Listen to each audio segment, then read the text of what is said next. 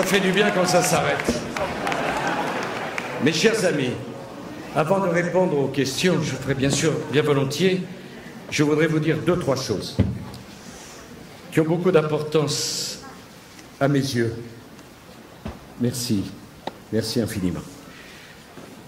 La première, c'est comme à chacune des réunions auxquelles je participe, les Français nous regardent. Ils vous regardent et ils regardent ceux que vous interrogez. Je veux que les choses soient claires entre nous. Je n'ai aucun adversaire dans ma famille politique. Attendez, je remercie ceux qui applaudissent, mais à la fin, ça sera mieux encore, parce qu'on ne sait jamais, vous savez. On peut être déçu. Ça m'est arrivé moi aussi.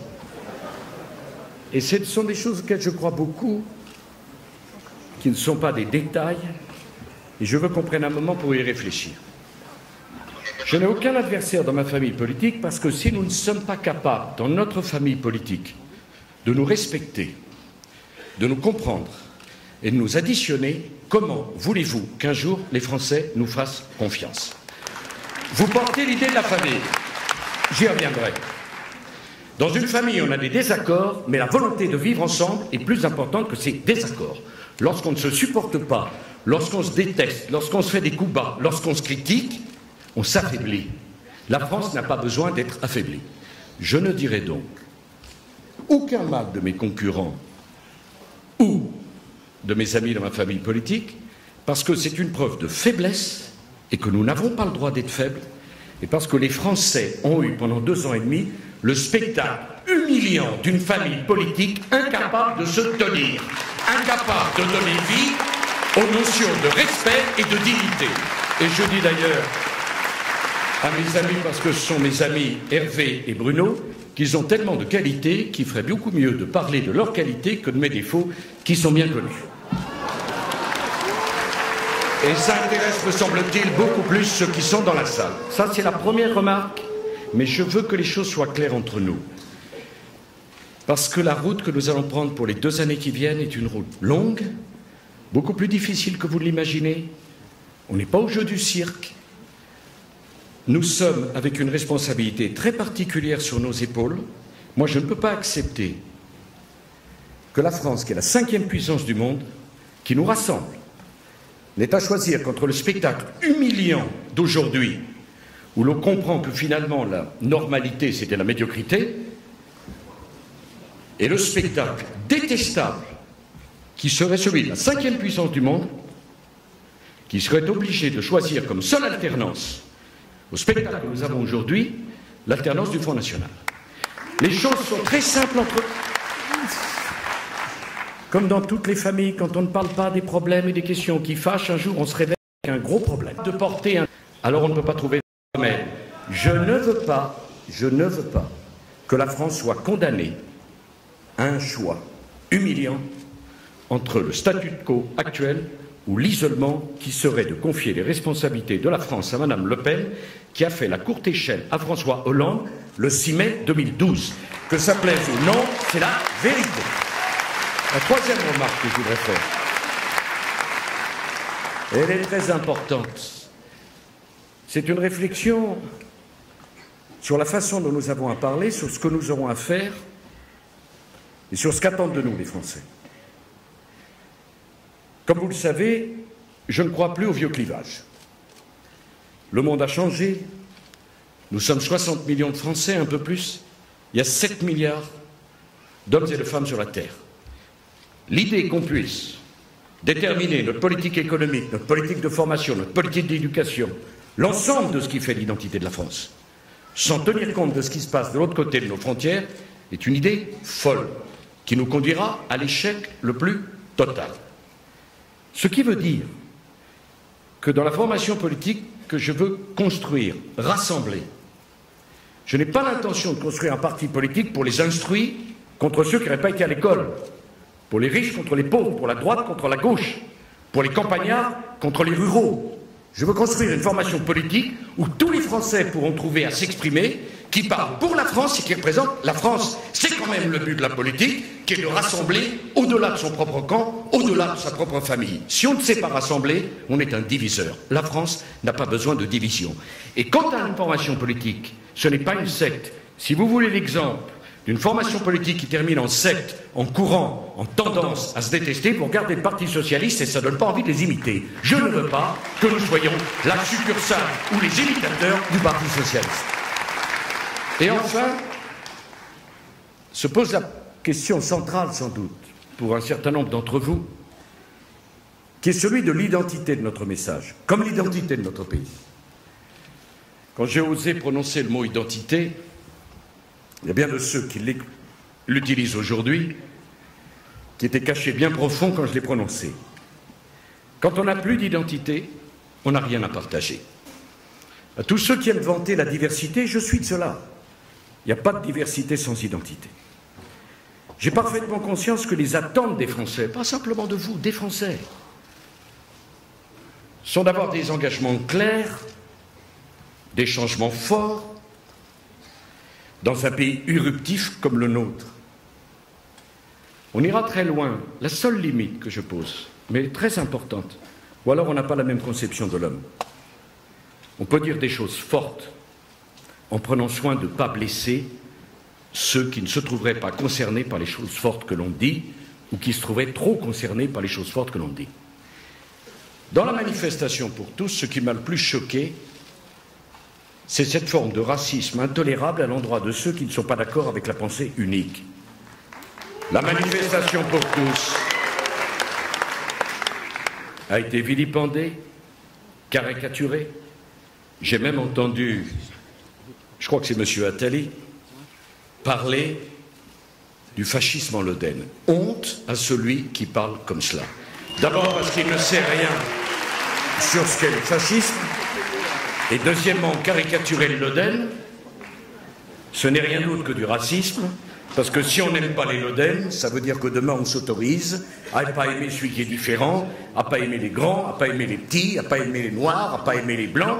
Je sais, François Hollande n'aime pas les riches, ben regardez, on a découvert ensuite qu'il n'aimait pas les pauvres non plus. Donc, si j'en tire les conclusions, et je dois porter ça aussi. J'ai eu l'honneur de diriger notre pays pendant 5 ans. Et je dois parler aussi à tous les Français. Parce que si on aime la France, on va essayer de convaincre tout le monde. Quand nous demanderons des efforts structurants pour diminuer l'État, ne pas remplacer les fonctionnaires au niveau de l'État, comme au niveau des collectivités territoriales. Je ne veux pas que des fonctionnaires se sentent humiliés, parce qu'il y a des tas de fonctionnaires qui font bien leur travail et qui ne méritent pas de se sentir humiliés ou injuriés par la politique que nous voulons mener dans l'intérêt de la France. Quand je poserai la question... Monsieur le Président. Excusez-moi. Monsieur le Président. Attends, 2 minutes. Je vais vous dire une chose, mes chers amis. On nous regarde. Vous avez été caricaturés, ne soyez pas caricaturaux. Quand on parlera de la famille, qui est un sujet fondamental, prenons garde à ne pas éloigner de nous des gens qui ne sont pour rien dans les agitations de M. Hollande et de Mme Taubira. Et enfin, quand on parlera de la question de l'immigration, de l'islam et des musulmans de France, nous aurons des choses très fortes à dire. Prenons garde à ce qu'il n'y ait pas d'amalgame. Je vous remercie de votre attention.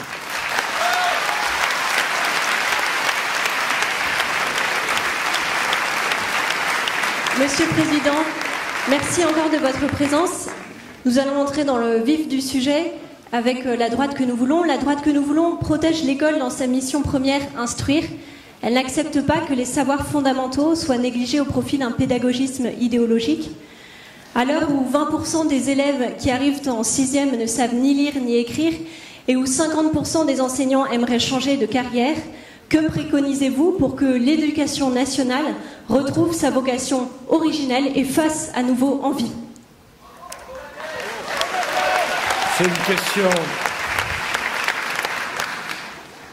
C'est une question extrêmement profonde, importante, pourquoi toutes les réformes de l'éducation nationale ont échoué.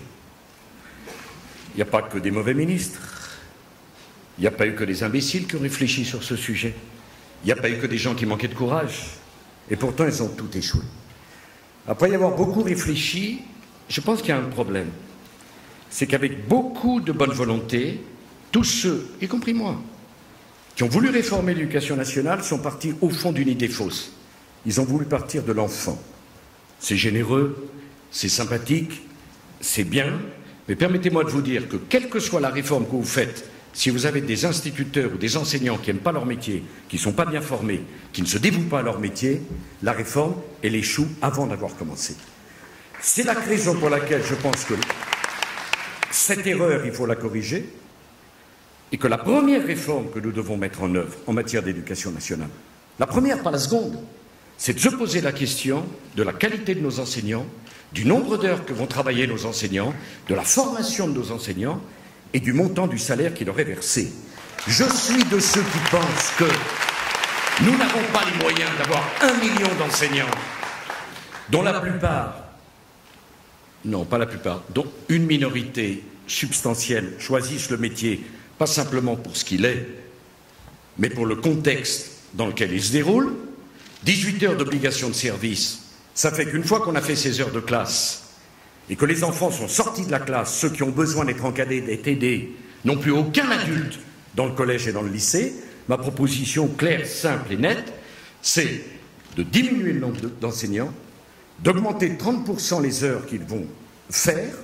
Les 5 heures de plus ne seraient pas des heures de classe, mais des heures de présence dans l'établissement pour s'occuper des enfants qui en ont besoin. Et, en échange, d'augmenter de 30% leur salaire. J'en profite en terminant pour dire que l'égalité, c'est pas que l'enseignant consacre exactement le même nombre de minutes et de secondes à l'enfant qui est dans sa classe. L'égalité, c'est de donner plus à celui qui a du mal à suivre. Or, il y a des enfants qui n'ont aucun problème pour suivre dans la classe et qui n'ont pas besoin d'avoir l'encouragement du maître.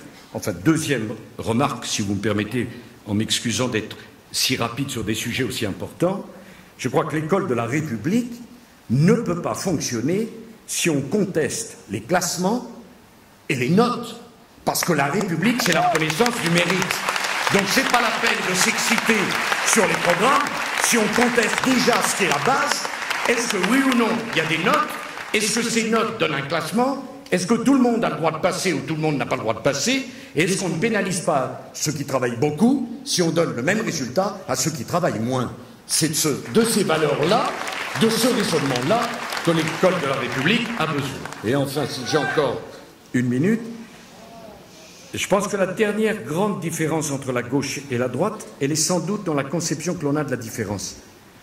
La gauche voit toute différence comme une injustice. Nous devons voir toute différence comme une richesse. Je m'explique. La gauche voit le fait d'être une femme comme une injustice. Donc le jour de la journée de la femme, on met des jupes aux garçons. La gauche considère qu'au fond, si tout le monde était en retard, personne n'est à l'heure, il n'y a pas de justice. Et la République, c'est que nos enfants puissent être comme ils sont, aller jusqu'au bout de leurs possibilités, non pas comme la société, comme l'État voudrait qu'ils soient. Dans nos familles, nos enfants, avec le même sang et la même éducation, il n'y en a pas un seul qui se ressemble et qui auront la même vie. Eh bien, le message aux jeunes Français, c'est que la société dans laquelle nous voulons vivre, l'école que nous voulons, c'est une école qui permet à chacun d'aller au bout de ses possibilités et de ses mérites. Il y a des gens qui sont hyperactifs, j'en connais. Il y en a d'autres qui sont contemplatifs, j'en connais moins. Mais il y en a qui sont manuels, il y en a qui sont intellectuels. C'est pas à l'État de choisir, c'est pas à la société de choisir, c'est à chacun de nos enfants d'avoir la chance d'aller au bout de ce qu'il est, et non pas de ce que voudraient ses parents, l'État ou la société. Chacun est un individu dans sa vie unique et a le droit d'aller au bout de ses possibilités.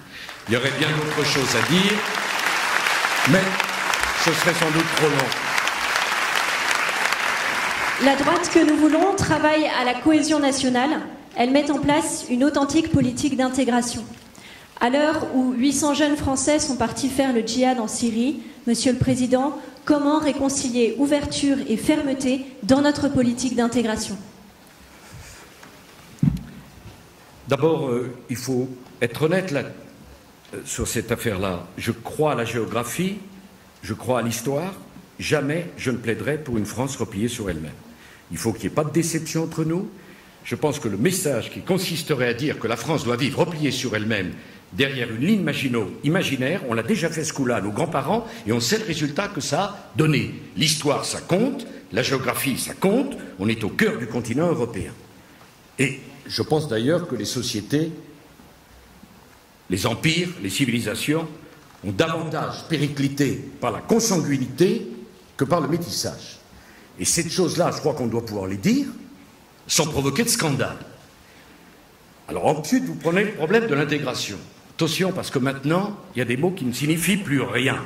Parce qu'à force d'avoir été ressassés, plus personne n'y croit, et chacun y met dans le mot intégration ce qu'il veut bien y mettre. Je voudrais 2 débats d'abord.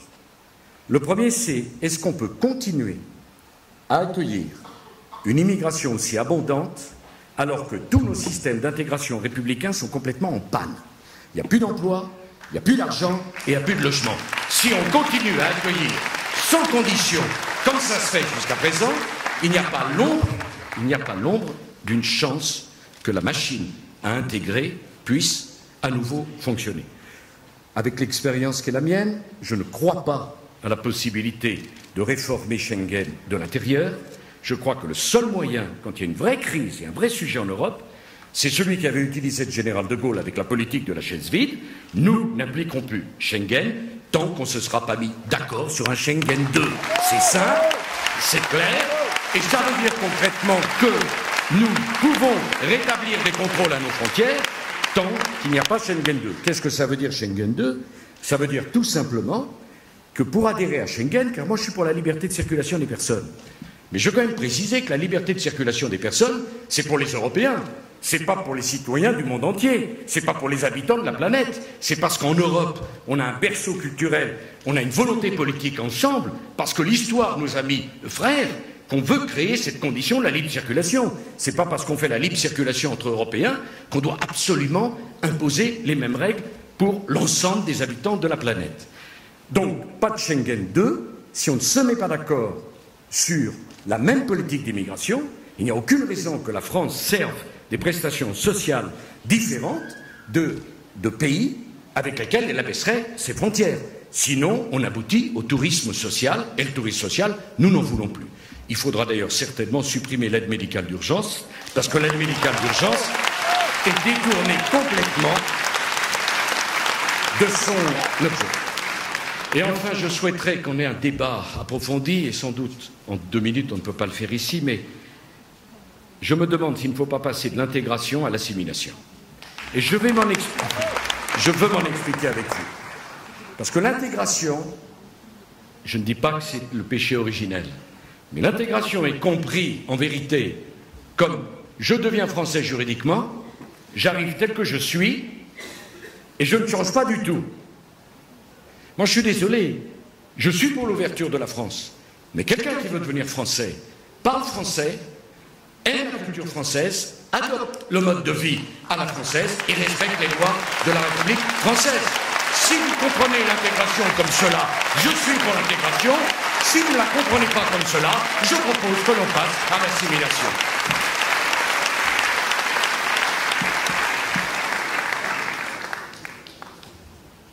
Monsieur le Président, la droite que nous voulons s'empare des sujets de société. Elle n'en fait pas une question secondaire.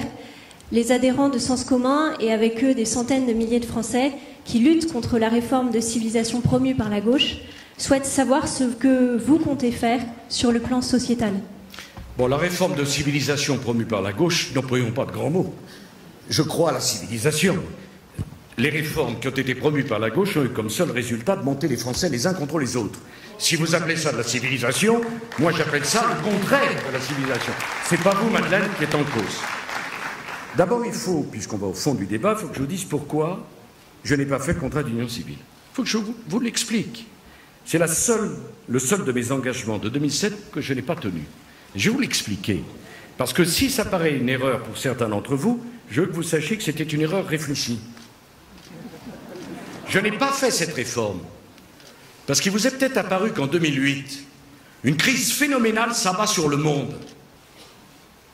Tout s'arrête.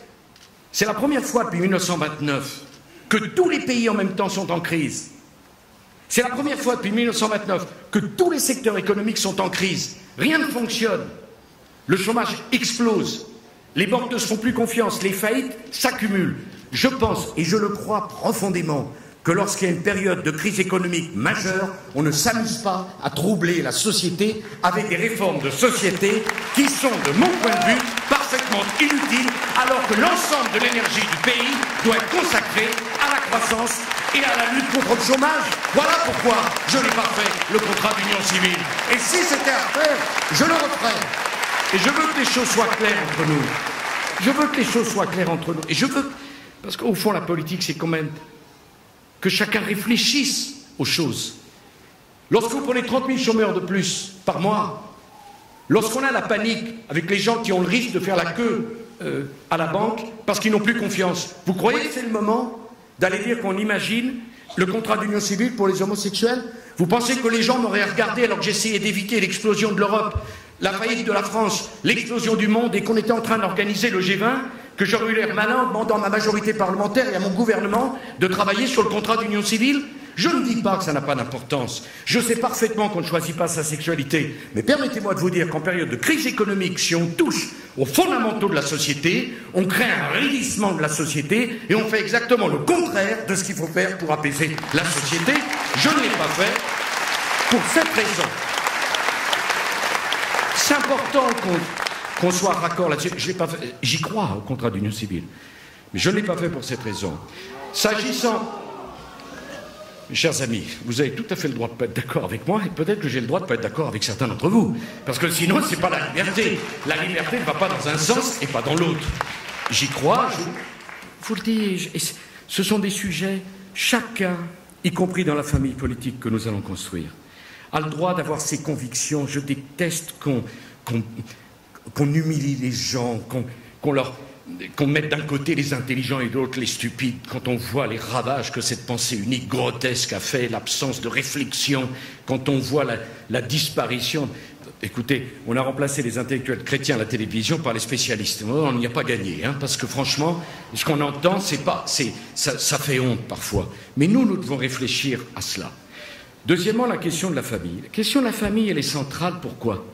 Parce que contrairement à ceux qui ne réfléchissent pas à cette question, la famille n'est pas un choix. Depuis que l'homme a conscience de son destin singulier, la famille, c'est son identité. Il ne la choisit pas parce que la famille est en lui. Parce que devant cet inconnu de la vie et ce mystère de la mort, l'homme a besoin de vivre ensemble. 40 000 ans avant Jésus-Christ, dans la grotte de Chauvet, il y avait 10 000 êtres humains qui vivaient sur le territoire de l'Europe. Ils vivaient en famille, pas la famille exactement d'aujourd'hui. C'était peut-être une bande, une tribu, ce que vous voulez, mais l'homme n'est pas fait pour vivre seul. Donc la famille n'est pas un choix politique. La famille n'est pas un choix de droite. La famille n'est pas un choix bourgeois. La famille, c'est une réalité de l'homme qui va bien au-delà de l'analyse sociale, de l'analyse psychologique ou de l'analyse politique. La famille, c'est pas un choix, c'est une identité. Je dirais d'ailleurs, quitte à provoquer des débats, mais après tout, qu'il y a 3 choses qui, pour l'homme, ne sont pas de l'ordre du choix, mais de l'ordre de l'identité. La famille, j'en ai dit un mot. Il y en a une deuxième, et je suis laïque, et je n'appartiens à aucune église, même si je suis de culture chrétienne. Je veux dire la prière. Depuis que l'homme a conscience de sa destinée, il s'est mis à genoux. La prière a précédé la religion. La prière n'est pas un choix. La prière, c'est une constante de l'homme que l'on voit face au mystère, face au tonnerre, face au tsunami, face au mystère de l'humanité et de la planète. Ce n'est pas un choix. C'est de l'ordre de l'intime, c'est de l'ordre de l'identité. Et sans doute que sur l'ensemble du vivant sur la planète, nous sommes les seuls. Puis il y a une troisième chose, j'aurais tant d'autres choses à vous dire, qui ne sont pas de l'ordre du choix. C'est la création culturelle et artistique. Quand je suis rentré dans la grotte de Lascaux, c'était pas pour Sotheby's ou pour Christie's qui peignait. Culture et culte. Parce que la seule façon, et nous sommes la seule espèce à faire cela, de nous rapprocher du mystère de la vie, c'est de créer. Donc, prière, culture et famille, ce ne sont pas des choix, ce sont des identités qui iront jusqu'au bout de la vie, du mystère, de l'être humain et de l'espèce humaine. Donc, c'est très important de raisonner et de ne pas être immédiatement, tout de suite, dans le projet. J'y viendrai. Mais pourquoi, bien souvent, les partis politiques ne réussissent pas à faire des projets qui convainquent?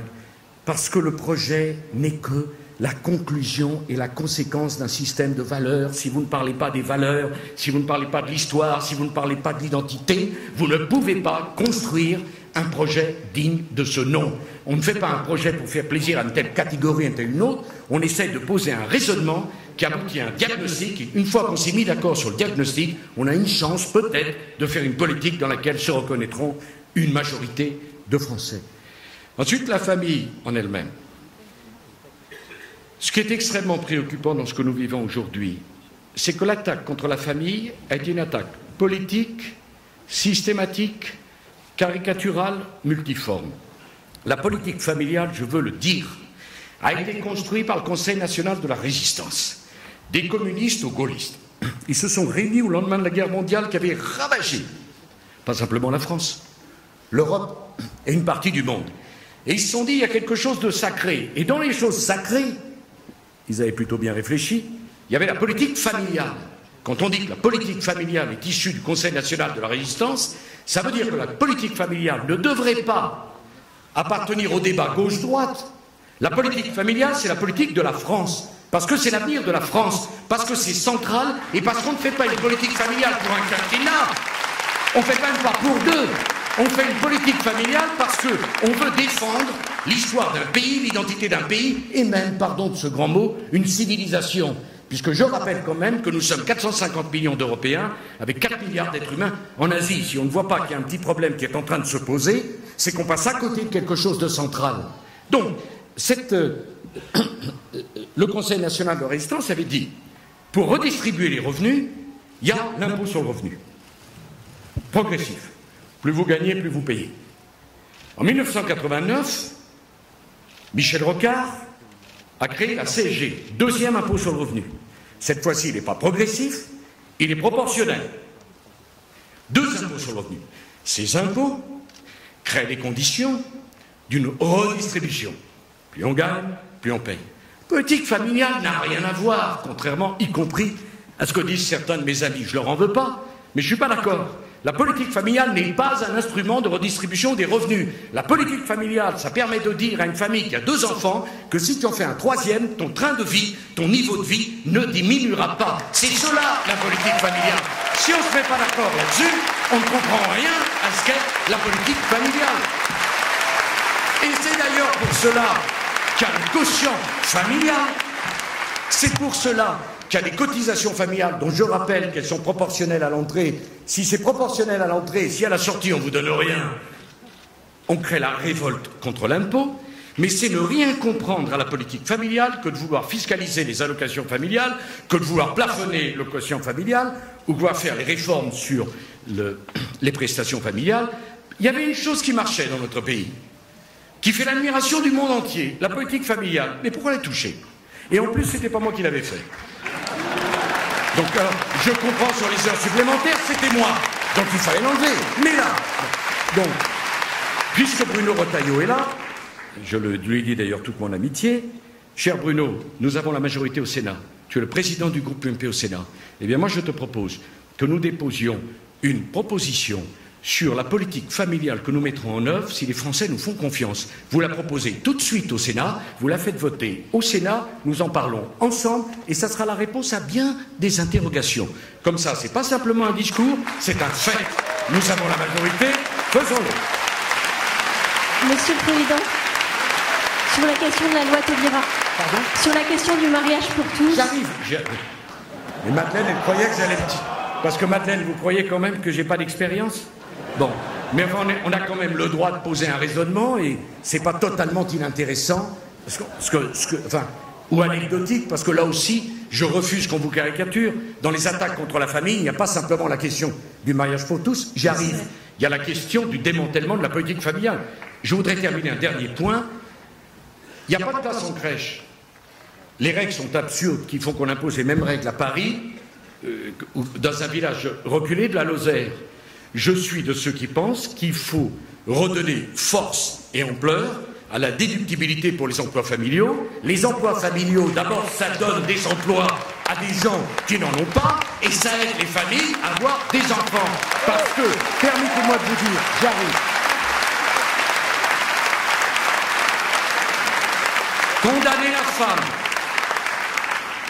Condamner la femme à choisir entre son métier ou faire des enfants, c'est le contraire d'une politique familiale. Donc s'il n'y a pas de solution de garde d'enfants, il ne peut pas y avoir de possibilité pour une femme d'avoir son indépendance. On ne sait jamais ce qui peut arriver dans la vie, donc c'est une priorité. S'agissant d'abord de la loi Taubira. La loi Taubira, pour que les choses soient claires et nous en débarrasser tout de suite, devra être réécrite de fond en comble. Ce n'est pas un choix.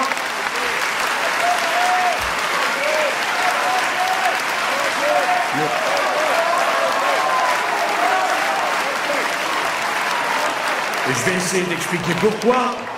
Je ne sais pas si on est d'accord ou pas d'accord, mais je vais... Bon, parfait.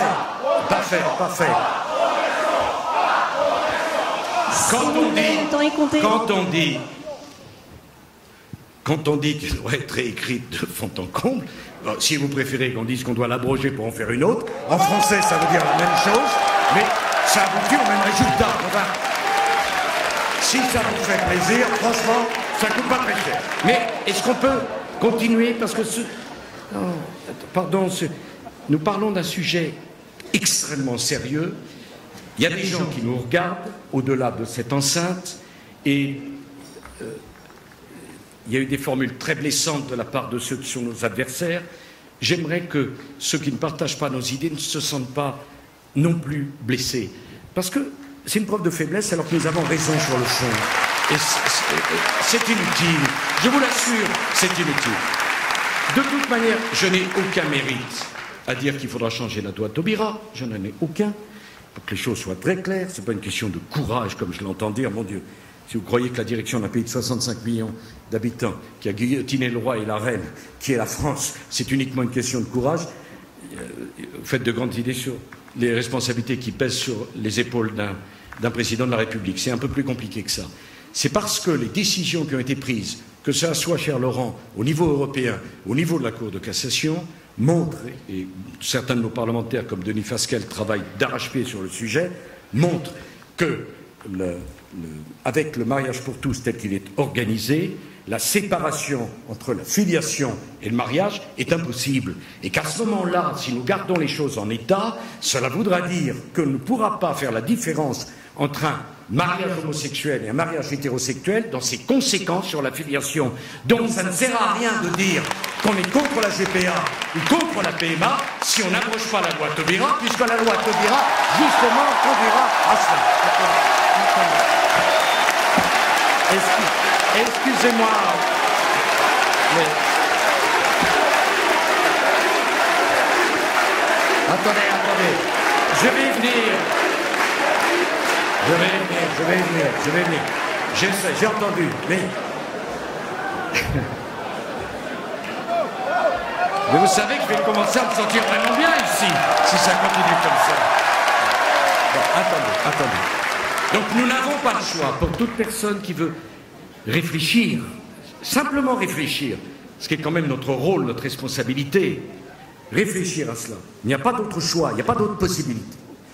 Ensuite, il faut aller un peu plus loin, parce que cette abrogation, cette réécriture devra aussi concerner une action internationale. Pourquoi? Parce que si on pense qu'on pourra éviter le problème simplement en franco-français, on se trompe complètement, puisque certains de nos compatriotes partent à l'étranger, pratiquant un certain nombre d'actes, je vais en dire un mot. Pour moi, je suis contre, mais il faut que je vous explique pourquoi, et reviennent. Et naturellement, il n'y en a pas un seul ici qui veut quand même que des enfants soient punis pour le comportement des parents. Ou alors je ne connais pas les valeurs qui sont les vôtres. Et alors dans ce cas-là, on n'aurait pas les mêmes valeurs. Parce que moi, je ne suis pas d'accord pour qu'on punisse un enfant pour une erreur ou une faute ou une illégalité de ses parents. C'est pas, on aurait vraiment un problème de partage de valeurs entre nous. Qu'est-ce qui est en cause là-dedans? Et pardon Madeleine, mais c'est des choses auxquelles je crois et j'aimerais qu'on adhère sur la pauvre. Non mais je voudrais qu'on adhère à un raisonnement. dans toutes les expressions que j'ai entendues ces derniers mois et même ces dernières années.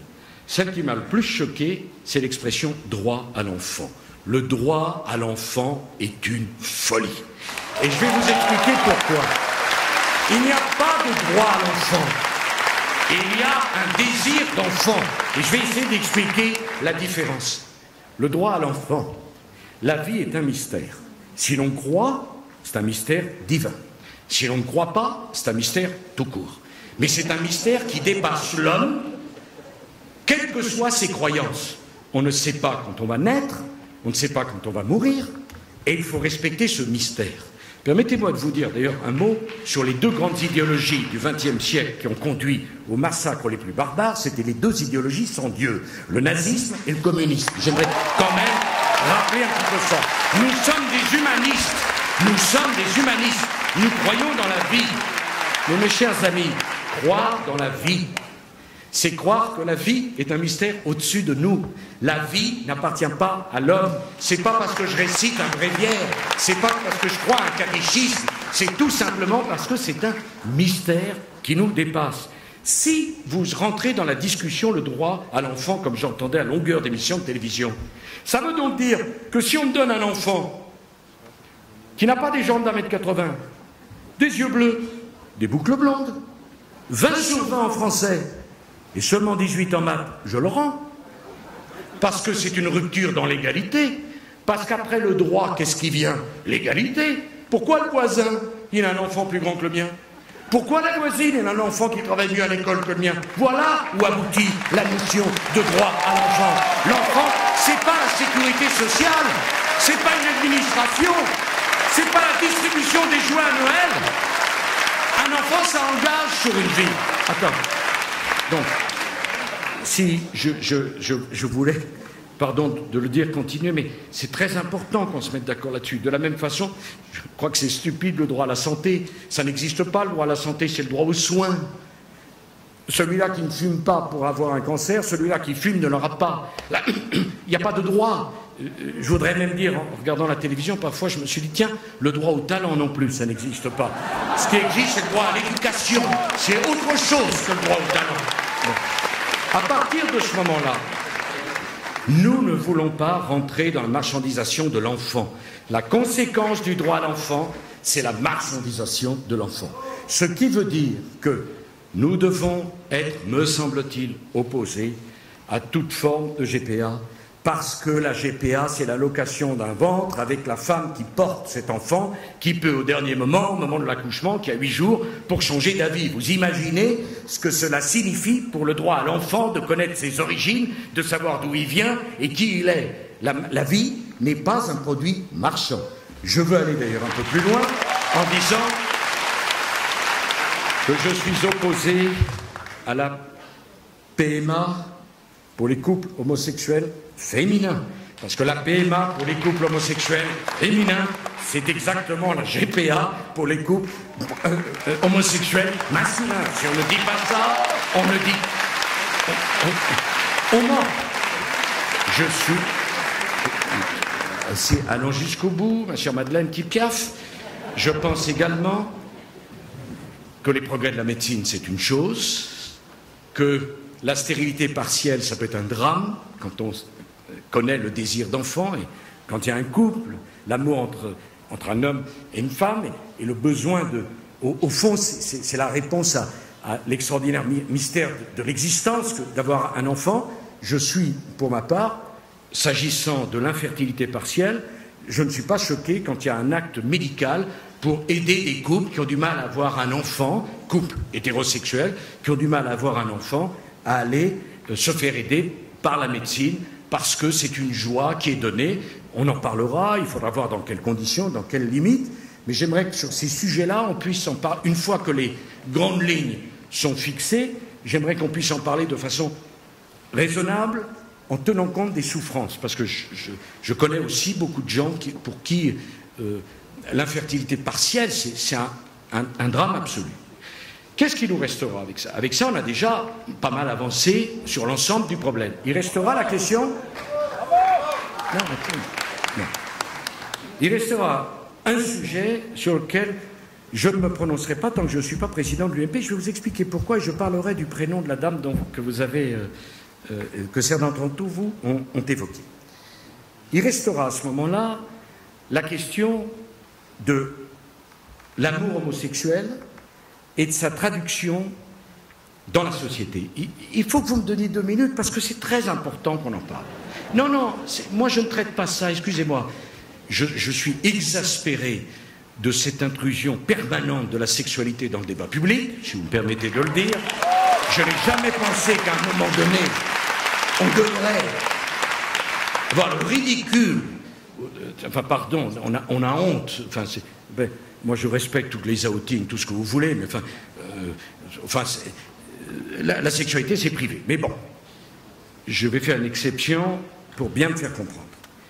Je voudrais parler de la sexualité, pour le coup, de l'amour, de la différence entre l'amour et le désir, et de la reconnaissance de la société. C'est tout ce qui est il y a de plus magnifique dans toute la littérature française du XIXe siècle. On ne choisit pas sa sexualité. On choisit de l'assumer. On peut choisir de la contrôler. On peut choisir de la maîtriser. Mais de la même façon qu'on ne choisit pas, à ma connaissance, sa couleur de peau, qu'on ne choisit pas le fait d'être chauve, d'être petit ou d'être grand, je ne pense pas, c'est ma conviction, qu'on choisisse sa sexualité. Donc, reprocher à quelqu'un d'être homosexuel ou d'être hétérosexuel n'a pas de sens. Attendez. J'aimerais que vous continuiez à me suivre, au moins là-dessus. Le besoin d'amour. L'amour est un vrai sujet qui n'y a pas à être absent du débat politique, de la même façon que le beau. C'est pas parce que l'amour est relatif et que le beau est subjectif qu'on n'a pas le droit d'en parler. Le besoin d'amour n'est pas fonction de votre sexualité. Il est fonction de votre identité d'être humain. J'ai dit tout à l'heure que l'être humain n'était pas fait pour être seul. Le besoin d'amour, de s'inscrire dans la durée, de partager, de se dire face à tout ce qu'on ne comprend pas, on a quelqu'un sur qui on peut compter, avec qui on partage, avec qui on a un projet, avec qui on échange. Ça n'a rien à voir avec la sexualité, mais ça existe. Eh bien, ce besoin d'amour, je vais vous le dire, que vous soyez hétérosexuel ou homosexuel, vous êtes un être humain, et ce besoin d'amour, il n'y a aucune raison que celui qui est homosexuel, qui n'a pas ma sexualité, n'en ait moins besoin que celui qui est hétérosexuel. Je le dis, je suis désolé, c'est pas... Et que devrais-je dire des parents d'enfants homosexuels? Pensons aussi à cela avec un peu d'ouverture d'esprit. Quelle est la différence maintenant? Vous allez dire que je suis devenu fou, et pourtant c'est des choses qui me passionnent. Et vous verrez comme ça que j'y ai réfléchi. Quelle est la différence entre le désir et l'amour? Le désir n'a besoin d'être connu que dans le regard de la personne désirée. L'amour, la terre entière doit être au courant. Et si vos enfants parfois se posent la question, est-ce que je l'aime ou est-ce que je l'aime pas? C'est très simple. Quand on est amoureux, on a envie que la terre entière partage cet amour. Eh bien, lorsque un couple, qui soit hétéro ou homo, s'aime et veut inscrire cette magnifique relation d'amour dans la durée, il a besoin de la reconnaissance sociale. Ça n'existe pas un amour caché. Ça peut exister un désir caché. Un amour caché, ça n'existe pas. Il y a du désir dans l'amour. Il y a certainement de l'amour dans le désir. Et donc, la revendication d'un couple homosexuel qui veut s'inscrire dans la durée, qui veut voir cet amour reconnu, et qui veut dire, j'aime cette personne, bon, j'ai cette sexualité, mais j'aime cette personne, je veux partager un projet de vie avec cette personne, je veux avoir l'honnêteté de vous dire que ça ne me choque pas. Je dirais d'ailleurs que bien au contraire, parce que toute personne qui aime et qui veut inscrire cet amour dans la durée, je ne vois pas ce que ça a de choquant. C'est plutôt beau, c'est plutôt merveilleux, et si on dit que l'homosexualité est une faute, on veut dire que l'hétérosexualité est une grâce. Moi je suis désolé, j'y suis pour rien dans mon hétérosexualité. Donc si c'est une faute pour l'un, ou si c'est un défaut pour l'un, ça ne serait pas une qualité pour moi. Donc la question de la reconnaissance de l'amour homosexuel n'est pas satisfaite par la question du Pax, au greffe du tribunal. Il faut dire les choses. Je vous donne mon point de vue, après on peut discuter. Je pense qu'elle n'est pas satisfaite. Pourquoi? Parce que quand on sert au greffe du Pax... Bon. Alors, là, d'où vient le problème? Ben, le problème, il vient de ce que je vous ai dit tout à l'heure. C'est que la gauche pense que la différence est une injustice. Donc pour eux, être homosexuel, c'est une injustice. Donc on les fait passer dans une institution profondément hétérosexuelle, qui est l'institution du mariage. C'est justement parce qu'ils ne croient pas à la différence, qu'ils ne respectent pas la différence. Moi, je crois à la différence, je veux un mariage pour les homosexuels, un mariage pour les hétérosexuels, qui tiennent compte justement de la différence, parce que c'est pas la même chose. Bon. Écoutez, le jour, dans nos partis politiques, on peut avoir des débats de fond de cette nature, sans s'insulter, sans envoyer des anathèmes, sans que personne ne se sente blessé. On a élevé le niveau du débat politique. Et vous ne voyez pas qu'il baisse chaque jour un peu davantage? Moi, je suis heureux de parler avec vous de cela. Ça ne veut pas dire que j'ai raison sur tout. Alors, dans ceux qui me... Merci. Dans ceux qui m'entourent, il y a des gens qui sont tout à fait d'accord avec ce que je dis. Je crois pouvoir dire d'ailleurs que Laurent Wauquiez, que je remercie, est de cela, Claude Goasguen est de cela, Denis Fasquelle est de cela. Et il y en a qui ne sont pas d'accord avec ça. Et vous avez scandé le nom d'une jeune femme qui a du talent et qui est aussi dans mon équipe. Mais je voudrais vous demander une chose. Est-ce que vous croyez qu'on fait une grande formation politique qui rassemble un pays comme le nôtre en se rassemblant tous ? Est-ce qu'on va être aussi intolérant à l'endroit de ceux qui n'ont pas nos opinions que les autres ont été à votre endroit? Est-ce que vous croyez qu'on combat les terroristes avec les méthodes des terroristes? Non. Est-ce qu'on combat les sectaires en étant sectaire? Non. Est-ce qu'on combat la gauche en ressemblant à la gauche? Non. Ben voilà ce que je pense. Donc, je vais vous dire, jamais j'aurais pensé cela. Qu'à bientôt, j'en ai 59, l'année prochaine 60, qu'à bientôt 60 ans, on douterait de ma fermeté ou de mon goût pour les choses épicées. Mais ce que je veux, c'est raccommoder la famille sur une position lisible, qui vous fasse honneur et qui ne vous trahisse pas. Mais si j'arrive moi aussi, en mettant sur la table tout, en disant je discute avec personne, c'est comme ça ou pas l'autre. Déjà qu'on veut m'accuser de faire un parti pour moi, marqué je ne veux pas faire un parti contre moi.